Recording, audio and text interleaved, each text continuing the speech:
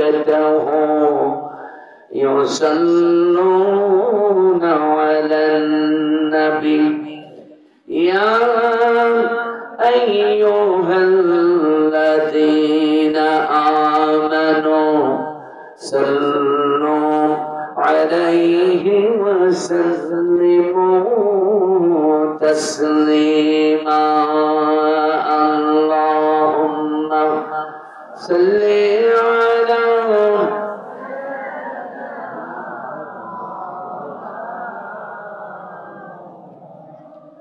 وعلى آل سيدنا ভাই পীরের মতো আওয়াজ দিয়ে বলুন যেহেতু আমরা রাসূল সেনা ঠিক কিনা এই জন্য সেভাবে আওয়াজ দিয়ে বলুন আল্লাহুম্মা সাল্লি আলা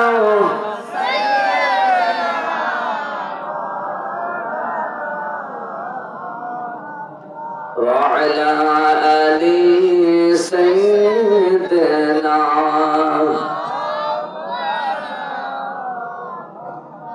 محمد आकर कुफर को मिटाया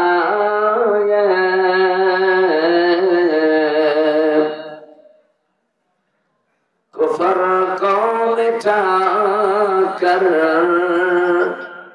सदाकत जगाए अल्लाहुम्मा सल्ली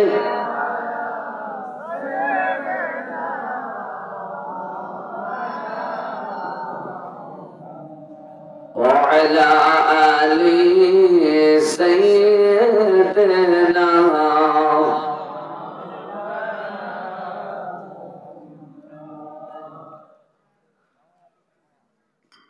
প্রিয় জেলা নীলফামারী ডিমলা উপজেলার ইসলামী আন্দোলনের কর্মীদের ভারী পদচারণায় মুখরিত উদ্বেলিত ডাঙ্গারহাট ঐতিহ্যবাহী বসুনিয়া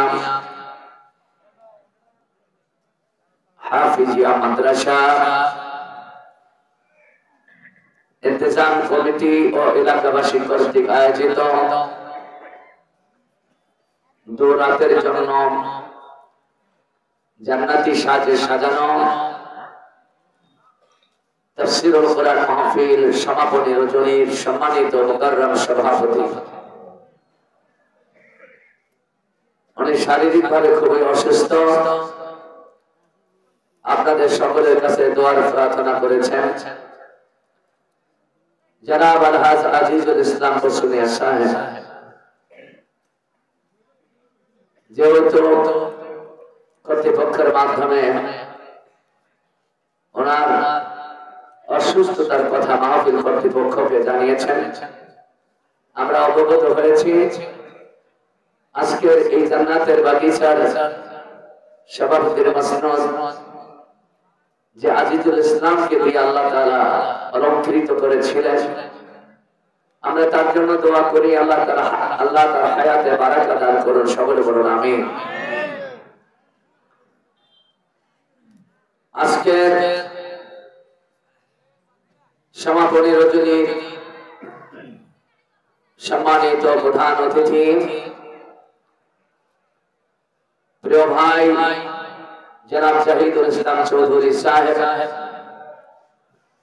वरेण्य अतिथि जनाब हामिदुल इस्लाम साहेब प्रधान उपदेष्टा मुशारफ হোসেন বসুনিয়া साहेब सह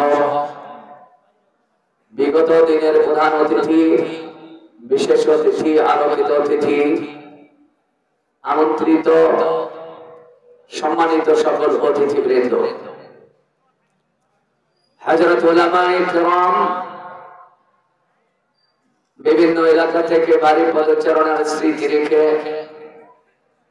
এই মাহফিলের সৌন্দর্য বর্ধন করেছেন পিতৃতুল্য মুরব্বিয়ান জাতির সূর্য সন্তান প্রাণপ্রিয় যুবক ভাইরা ছোট ছোট সোনামণিরা পর্দার আড়ালে বসা মা এবং বোনেরা, আর উপস্থিত থাকতে পারেন হিন্দু ধর্মাবলম্বী ভাইরা সহ অন্যান্য জাতি ধর্মের অনুসারী বন্ধুগণ, সকলের প্রতি শ্রদ্ধা নিবেদন করছি।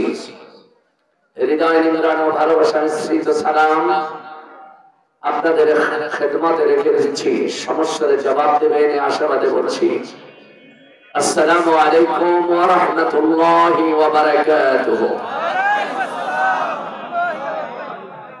বিশ্ব নিয়ন্তার আলীশান দরবারে লাখো কোটি শুকর এবং সুজুদ, যিনি এই বীর বাঙালিকে 16 বছর জগদ্দল পাথরের নিচে চাপা পড়ার থেকে মুক্তি দিয়ে আমাদেরকে শান্তির স্বস্তির নিঃশ্বাস নেওয়ার সুযোগ করে দিয়েছেন।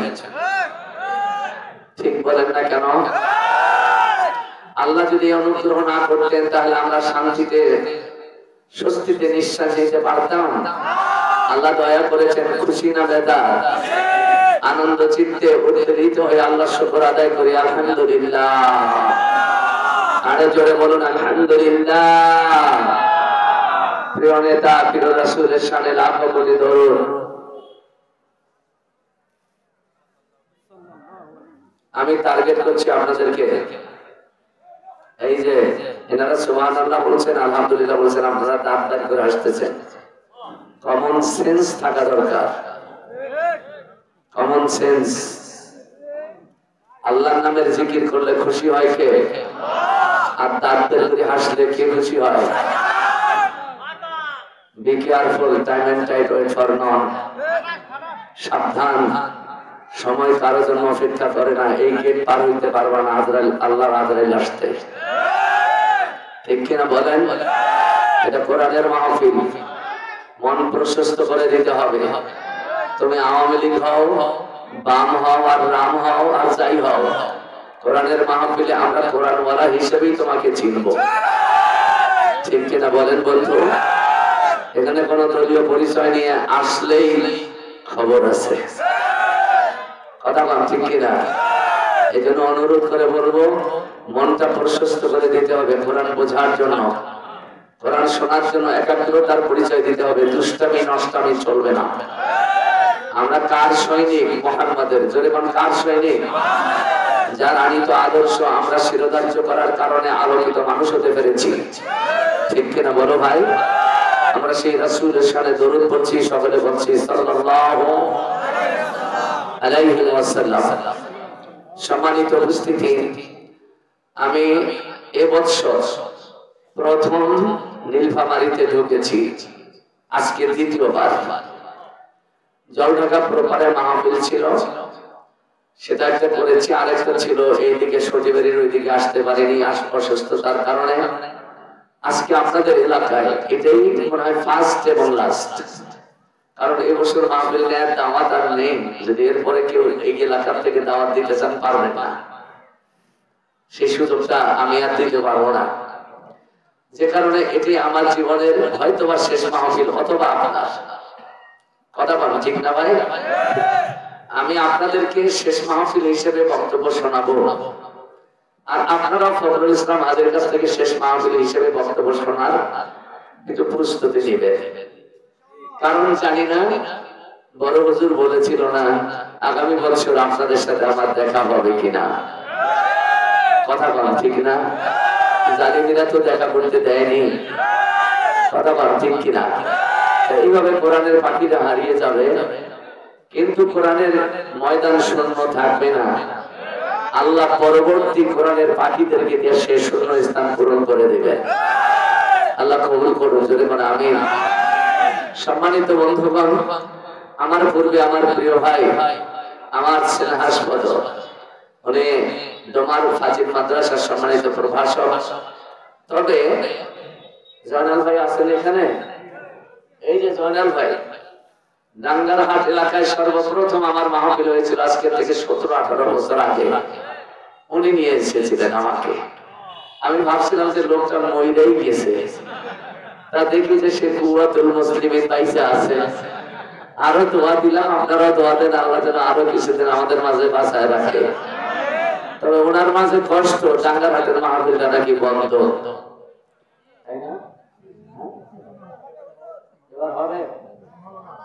এবার হবে, হতেই হবে। জোরে কর, কি হবে? হতেই হবে। বাংলাদেশের 1 ইঞ্চি মাটিকে কোরআন ছাড়া আমরা থাকতে দেব না। আপনারা রাজি কিনা? যেখানেই বিরোধিতা হবে ওইখানেই কোরআনের ময়দানের খেলা হবে। জোরে কর, কি হবে ভাই? জি, আমার ভাই আব্দুল খালেক ওই সময় ওই মাহফিলে উনি শ্রোতা ছিলেন। উনি আমাকে বলতেন, খালেক ভাই বলতেন, হাদি ভাই আমি গঙ্গাতীর থেকে সাইকেল চালাইয়া যাইতাম আপনার মাহফিল শুনতে। আজকে আলহামদুলিল্লাহ কোরআনের ময়দানের একজন আলোকিত পাখি। কথা বল ঠিক না? নীলফামারী জেলার বক্তাদের সমিতি মাজলিসুল মুফাসসিরিনের সভাপতির দায়িত্ব তাকে দেওয়া হয়েছে আলহামদুলিল্লাহ, এবং বিভাগীয় সদস্য হিসেবে আছেন। আমার ভাইয়ের কণ্ঠকে আল্লাহ কোরআনের জন্য আরো ইমাইল করে দিন। সবাই বলুন আমিন। আরো জোরে বলুন আমিন।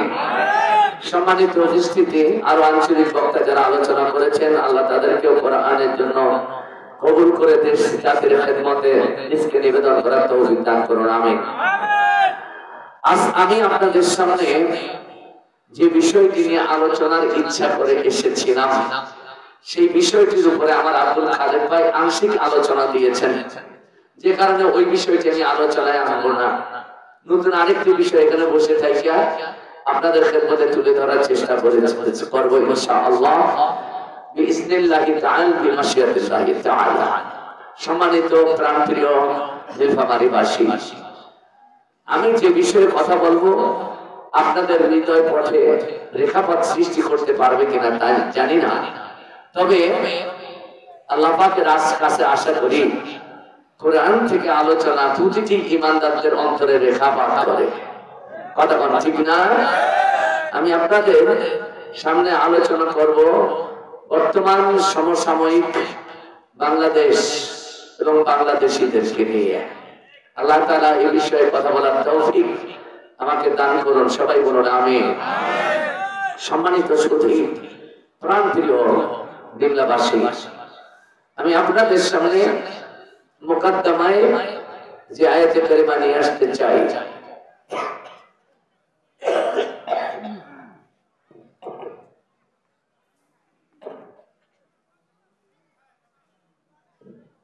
সূরা তাহরীম আয়াত নাম্বার 8। সূচনায় মনে হবে যেন সুয়ের গুদা। সূচনায় কি মনে হবে? আর যখন বের হবে তখন লাঙ্গলের ফালার মতো বের হবে। বুঝতে পেরেছেন? এই জন্য সূচনার কথা শুনলে কেউ আবার সম্পলম্ব কইলেন না, হেউ গরম হচ্ছে না, নরম লাগছে, উঠে যায়। বের হবে তো কি হয়? ফালা হইয়া। এটা অপেক্ষা করতে হবে ভাই, বলা যেন না জানে ভাই। মরদুদ শয়তান আপনাকে সামনে থেকে হামলা করছে, পিছন থেকে, ডান দিক থেকে, বাম দিক থেকে। আল কোরআন বলছে শয়তান চারদিক থেকে চতুর্মুখী হামলা করে একজন ঈমানদারের উপর। আপনারা বলেন জান্নাতে নেওয়ার জন্য না জাহান্নামে? তা ও আমাদেরকে জাহান্নামে নিতে চান আর আমরা চুপচাপ থাকি, ওর বিরুদ্ধে বিদ্রোহ করবো না, এটা কি হয়? জোরে কোন মেনে নেওয়া যায়? শয়তানের সাথে আমাদের কোনো আপোষ? এই জন্য সিংহ গর্জনে আমার সাথে কণ্ঠ মিলায় বলে, আউযু বিল্লাহি মিনাশ শাইতানির রাজীম, বিসমিল্লাহির রাহমানির রাহিম। মরদুদ শয়তানের কুমন্ত্রণা থেকে আল্লাহর কাছে পানাহ চাই। সকলে বলুন আল্লাহ। আরেকবার বলুন ভাই আল্লাহ। শয়তানের ওয়াসওয়াসা থেকে আমাদেরকে হেফাজত করো। জোরে বলুন আমিন। শুরু করছি পরম করুণাময় দয়ালু আল্লাহ তাআলা নামে। জোরে কোন কার নামে? জোরে কোন কার নামে? আরে ভাই এরকম করে বলেন কেন? এখন বাংলাদেশে কি আল্লাহর নাম বলতে কষ্ট হয়, ভয় আছে, থাকার কথা, তাহলে আল্লাহ নামে তো আসতে বলবেন কেন? ওই যে বিগত বছরে চট্টগ্রামে একটা জনসমাবেশ হয়েছিল, বিএনপির ভাইরা করেছিল, জাতীয়তাবাদী দল বিএনপির আয়োজনে সেই জনসমাবেশ। ওখানে বক্তব্য দিচ্ছিলেন এক নেতা, ওনার নাম হচ্ছে হোম্মাম কাদের চৌধুরী। জোরে কোন কি কাদের? তার বাপের নাম কি?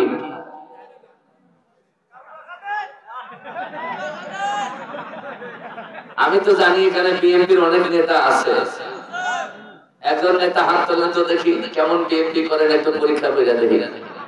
এই দেখেন, আর হাত তুলবে না।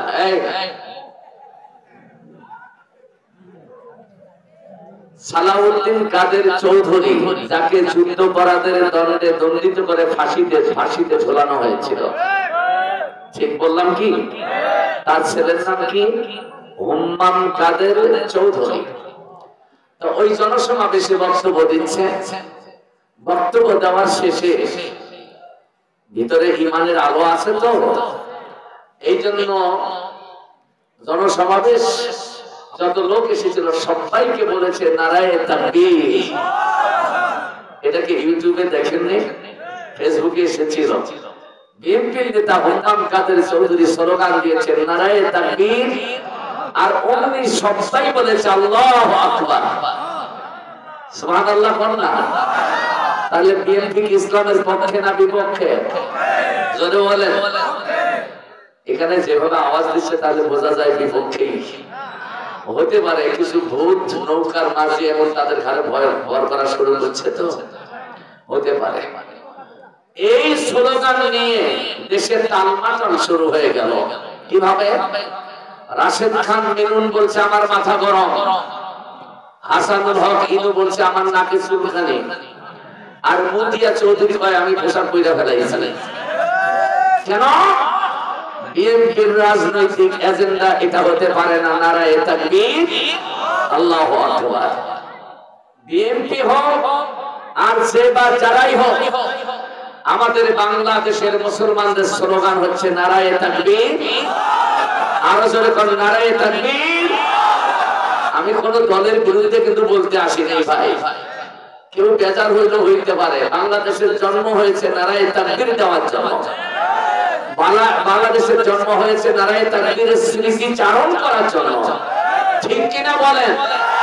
যদি বিশ্বাস না হয় 1947 সালে চলে যান, যখন ভারত উপমহাদেশ ভাগ হয়েছিল দ্বিজাতি তত্ত্বের ভিত্তিতে, যখন ভারত উপমহাদেশ ভাগ করা হলো, একটা হলো হিন্দুস্তান আর একটা হলো পাকিস্তান। কথা কোন ঠিক কিনা? হিন্দুস্তান যারা নারায়ে তাকবীর আল্লাহু আকবার বলে তাদেরকে নিয়ে হিন্দুস্তান, যারা বলে যারা বলে জয় শ্রীরাম ওম শান্তি, কথা কোন ঠিক কিনা, তাদেরকে নিয়ে হলো হিন্দুস্তান। আর পাকিস্তান হলো তাদেরকে নিয়ে যারা বলে নারায়ে তাকবীর, আরো জোরে নারায়ে তাকবীর। সুতরাং বাংলাদেশ পূর্ব পাকিস্তান অংশ হেতু আমরা স্বাধীনতাকামী যোদ্ধারা মুক্তি যুদ্ধ করে দেশ স্বাধীন করেছি বিধায় বাংলাদেশ নামে হলো সংখ্যাগরিষ্ঠ মুসলিম বাংলাদেশ, এটা কিন্তু স্বীকার করতেই হবে, ঠিক না বেঠিক বলেন? আর আমাদের জাতীয় স্লোগান হবে জয় বাংলা নয়, আমাদের জাতীয় স্লোগান হবে নারায়ে তাকবীর। জোরে বলেন নারায়ে তাকবীর। আপনারা বলেন এটা কোরআনের নাকি কোরআন ছাড়া? এই নির্দেশ কি কোরআনে আছে না কোরআনে নাই? আরো যখন আছে কিনা? কোথায় আছে? কোথায় আছে? সূরা মুদ্দাসসির।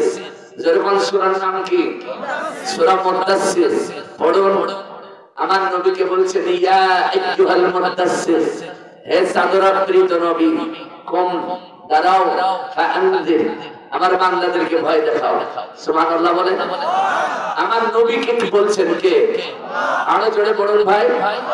আল্লাহ নবীকে বলছেন ইয়া আইয়ুহাল মুদ্দাসসির কুম ফাআনজির ওয়া রাব্বাকা ফাকাব্বির। আল্লাহু আকবার বলেন। হে চাদরাবৃত নবী, দাঁড়াও, ভয় দেখাও, আর তোমার রবের নামে তাকবীর দাও। জোরে করে আল্লাহু আকবার। আরো জোরে করে আল্লাহু আকবার। তাহলে রবের নামে তাকবীর দেওয়ার আদেশ কে করেছেন? আরো জোরে কোন কে করেছেন? এখানে আওয়ামী লীগের ভাইরা আছে রবের নামে তাকবীর দিবে, আমার বিশ্বাস। বিএনপি বলারা আছে তারাও রবের নামে তাকবীর দিবে। কেউ কৃপণতা করবে না, করার কথা কি? তাহলে আজকে জোরে সোরে আওয়াজ দিয়ে বলেন তো নারায়ে তাকবীর। আশেপাশে দেখবেন কে কে বলে না, একটু বুঝতে হবে এরাই হচ্ছে শয়তানের নানা। কথা বল ঠিক কিনা? আর একবার জোরে নারায়ে তাকবীর, নারায়ে তাকবীর। দুনিয়ার মুসলিম এক হও, লড়াই করো। আমার ভাইরা কষ্ট হলো, শুরু করছি কার নামে? আল্লাহ রাব্বুল আলামিন বললেন ইয়া আইয়ুহান নাস তুবু ইলাল্লাহি তাওবাতান নাসুহা। আল্লাহু আকবার, সবাই বলুন আল্লাহু আকবার। আমি বলেছি আলোচনার সূচনা হবে সূচের মতো, বের হবে লাঙ্গলের পালার মতো। কথা বুঝতে পেরেছেন? আল্লাহ বলছেন ইয়া আইয়ুহাল্লাযীনা আমানু, হে বিশ্বাসীরা। তার মানে আপনি, আমি, উনি, তিনি, আমরা সবাই। কথা বল ঠিক না? আমরা যারাই এখানে এসেছি ইমানের দাবি নিয়ে এসেছি কিনা? আল্লাহ আপনাকে আমাকে ডাক দিচ্ছেন ইয়া আইয়ুহাল্লাযীনা আমানু তুবু ইলাল্লাহি তাওবাতান নাসুহা। আল্লাহ বলছেন আমার কাছে প্রত্যাবর্তন করো, আমার কাছে চলো, আমার দিকে ফিরে চলো একাগ্র চিত্তে, একনিষ্ঠ ভাবে। যদি তুমি আমার কাছে একাগ্র চিত্তে একনিষ্ঠ ভাবে যদি প্রত্যাবর্তন করো, আল্লাহ বলছেন আসা রাব্বুকুম আইয়ুকাফিরা আনকুম সাইয়্যাতিকুম। হে নবী, আমার ইমানদার বান্দা বান্দীকে বলে দাও, তারা যদি একনিষ্ঠ ভাবে আমি আল্লাহর দিকে নিজকে রুজু করে দিতে পারে, নিজকে প্রতান্বিত করতে পারে, আমি আল্লাহ আশা করছি তাদের জীবনের গুনাহগুলো মাফ করে দিব। আরো জোরে বলো না ভাই, আরো জোরে বল সুবহানাল্লাহ। আচ্ছা, গুনাহ মাফ কি টাকা দেয়া হয়? সুপারিশ কইরা হয়? লেন দরবার করিয়া হয়? তাহলে গুনাহ মাফের জন্য শর্ত হলো আমার আল্লাহর দিকে ফিরে চলা। কথা কোন ঠিক কিনা? আল্লাহ বলছেন তুমি যদি আমার দিকে সঠিকভাবে প্রত্যান্বিত হও, প্রত্যাবর্তন করো, প্রথম দফা হলো তোমার জীবনের গুনাহ মাফ। সুবহানাল্লাহ বলেন। এরপরে হলো ওয়ায়ুদখিলাকুম জান্নাতিন তাজরি মিন তাহতিহাল আনহার, এমন একটা জান্নাত তোমাকে দিব যেই জান্নাতের তলদেশ দিয়ে আনহার, আল্লাহ নহর বলেন নাই, আনহার হলো বহু বছর, নহর হলো এক বছর। আল্লাহ বলছেন যেই জান্নাতের তলদেশ দিয়ে অগণিত অসংখ্য নদী প্রবাহিত হয়, এমন একটা জান্নাত তোমাকে দিয়ে দেব। জোরে করো সুবহানাল্লাহ, আরো জোরে করো সুবহানাল্লাহ। আমরা তো গুনাহ মাফের পথ পাইলাম, জান্নাত পাওয়ার পথ পাইলাম, তাহলে তার ওয়াজ শোনার দরকার নাই। জোরে কোন ভাই আছে? এই যে দুই একজন কি রকম করছেন, একটু আমার খুব খারাপ লাগে এগুলো। এখনো তো কোরআনের অনুবাদই শেষ হয়নি, অনুবাদ চলমান অবস্থায় এরকম ওঠা বসা একনিষ্ঠ ভাবে প্রশস্ত মন নিয়ে কোরআনের জন্য বসে যাচ্ছে। আমার ভাইরা, আমি যে আয়াতের কারিমা তেলাওয়াত করে শোনালাম, এর ভাবার্থ, এর অর্থ শুনে মনে হলো যে এই পথে গেলে গুনাহ মাফ হবে, জান্নাত পাওয়া যাবে। আরে সরো তো ভাই, না হয় সরো। এই পথে গেলে জান্নাত পাওয়া যাবে, গুনাহ মাফ হবে, গুনাহ মাফ হবে, জান্নাত। আচ্ছা, তাহলে তো আর ওয়াজ শোনার দরকার নেই। হ্যাঁ, এই জন্যই তাফসীর মাহফিলের আয়োজন করা হয়। কথা কোন ঠিক কি না? আল্লাহ তো ঘোষণা দিয়েছেন, এটা শুনলাম আর একটু মেনে নিলাম, বাস আর কোনো কিছু করার দরকার নাই। জান্নাত পেলাম, গুনাহ মাফ হলো, জান্নাতে চলে গেলাম। জান্নাত মামুর বাড়ি না, জান্নাত বাবার বাড়ি না, পৈতৃক সূত্রে বা মায়ের মাতৃসূত্রে এগুলোর ভাগী হওয়া যায়। তবে হ্যাঁ, বাবার আদর্শে যদি আদর্শবান সন্তান হয়, এ যেমন বাবার সম্পত্তির মধ্যে ভাগ রাখে, ঠিক আদমের আদর্শে আদর্শিত আদম সন্তানও আদমকে দেওয়া আল্লাহর জান্নাতেরও ভাগ পাবে। সুবহানাল্লাহ বলুন, আরো জোরে বলুন সুবহানাল্লাহ।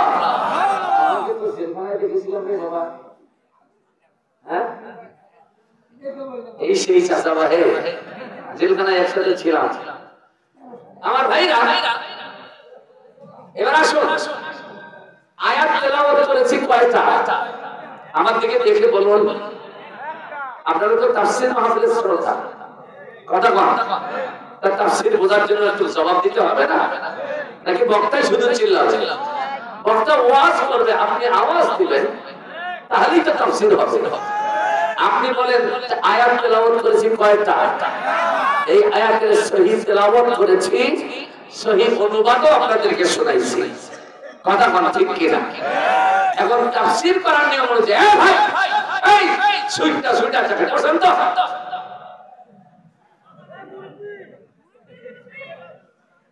এই এই বাবা, এই বসো, আর ওটাকে করবো না, খবরদার বসো।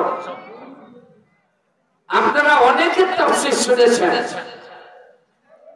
আমি আপনাদের কাছে জানতে চাই তাফসীর করার পদ্ধতি কয়টা? কোন বক্তা বলেছে? আমাকে একজন বলেন তো, একজন বলেন তাফসীর করার পদ্ধতি কয়টা? বলতে পারবেন না? তাহলে ইমাম সাহেব যারা আছেন, কান ধইরা ভালো করে মুখস্থ কইরা তারপরে বাড়িতে যাবেন। আপনি ইমামতি করবেন, তাফসীর করতে পারবেন না, তাফসীরের পদ্ধতি আপনার জানা থাকবে না, আপনার জামাতের মুসল্লিরা আপনাকে মেনে নেবে না। কথা বল ঠিক কি না? আমার দেশের মসজিদের ইমামগুলো যদি তাফসীর কারক হতো, তাফসীর করার মতো যোগ্যতা যদি অর্জন করতো আমার দেশের জনগণ, এরকম বোকা ইতর হতো না। ঠিক কিনা বলেন? জনগণ ঠিক কিনা? তাফসীর করার পদ্ধতি হলো 5টা। খুব জোরে বলেন কয়টা? আরো জোরে। 1 নাম্বার হলো সহিহ তেলাওয়াত। জোরে বলেন 1 নাম্বার কি? আপনি যে সূরা বা যে আয়াতের তাফসীর করবেন, এর সহিহ তেলাওয়াত আপনাকে জানতে হবে। আপনি যদি ভুল আবল তাবল তেলাওয়াত দিয়ে শুরু করেন, তাহলে আপনার তাফসীর করারই অধিকার নাই। কথা বুঝতে পেরেছেন? তাহলে 1 নাম্বার পদ্ধতি কি? আরো জোরে বলুন ভাই। 2 নাম্বার হলো অনুবাদ। আপনি যে আয়াত বা সূরা তেলাওয়াত করেছেন তার অনুবাদ করার মতো যোগ্যতা আপনার থাকতে হবে। কথা কোন ঠিক কিনা? আরো জোরে কোন ঠিক কিনা? ওই আপনি প্রস্তুতি নিয়ে আসবেন একটা আয়াতের তাফসীর করার জন্য, না হবে না। কমিটি যেখান থেকে লাগায় দিবে ওইখানেই তাফসীর করার যোগ্যতা আপনার থাকতে হবে। কথা কোন ঠিক কিনা? তাহলে কয়টা কেন নিয়ম? একটা হলো সহিহ তেলাওয়াত, একটা হলো অনুবাদ। যদি কোন কি? 2 নাম্বার হলো শানে নজুল, 3 নাম্বার হলো শানে নজুল। 3 নাম্বার কি ভাই? এই হুজুর হুজুর, এই হুজুর বলুন তো 3 নাম্বার কি? শানে নজুল মানে কি? প্রেক্ষাপট। কি কারণে সূরা বা আয়াতটা নাযিল হয়েছে, এটা আগে শ্রোতাকে বোঝাইতে হবে। কথা কোন ঠিক কিনা? আমার ভাইরা, কারণ গেল 3টা আর বাকি থাকলো 2টা। তার মধ্যে 4 নাম্বার হলো যে বিষয়ের সহিহ তেলাওয়াত, অনুবাদ, শানে নজুল হলো, এটাকে খুলে খুলে তাফসীর করা। কথা বুঝতে পেরেছেন? এই জন্যই ওয়াজ মাহফিল, তাফসীর মাহফিল। কথা বুঝতে পেরেছেন ভাই? আপনি অনুবাদ তো বাড়িতে করতে পারবেন, সহিহ তেলাওয়াত বাড়িতে করতে পারবেন, কিন্তু লেখাপড়া যদি না থাকে তাফসীর তো করতে পারবেন না। এই জন্য তাফসীর মাহফিলে আসতে হয়। তাহলে নিয়ম কয়টা গেল? 4টা। সর্বশেষ পদ্ধতি হলো আপনি যে বিষয়ের উপরে তাফসীর করলেন, এই বিষয় থেকে শিক্ষণীয় বিষয়গুলো বের করে জাতির সামনে উত্থাপন করে জাতিকে ওই পথ আমলে নেওয়ার নির্দেশ দেওয়া। কয়টা পদ্ধতি হলো? এই 5টা পদ্ধতিতে তাফসীর করতে হয়। আমি আপনাদের সামনে যে আয়াতে কারিমা তেলাওয়াত করেছি, এই আয়াতে কারিমার তেলাওয়াত হয়েছে, অনুবাদ হয়েছে, কিন্তু শানে নজুল বলি নাই। শানে নজুল হলো রাসূল করিম সাল্লাল্লাহু আলাইহি সাল্লামের দুজন স্ত্রী ছিল। একজনের নাম হলো মারিয়া, আর একজনের নাম হলো আচ্ছা ভুলে গেলাম, স্মরণ হওয়ার সঙ্গে সঙ্গে বলে দেব। এই দুই স্ত্রীর মধ্যে কেন্দ্র করে একটি বিষয়কে কেন্দ্র করে এই আয়াতটা নাজিল হয়েছে, সূরা তাহরিম নাজিল হয়েছে। এটা মাদানী সূরা। রাসূল করিম সাল্লাল্লাহু আলাইহি সাল্লাম ঘটনাক্রমে মারিয়া কিপ্তিয়া নামে একজন স্ত্রী তার ঘরে থাকার কথা, রাত যাপন করার কথা। আয়েশা রাদিয়াল্লাহু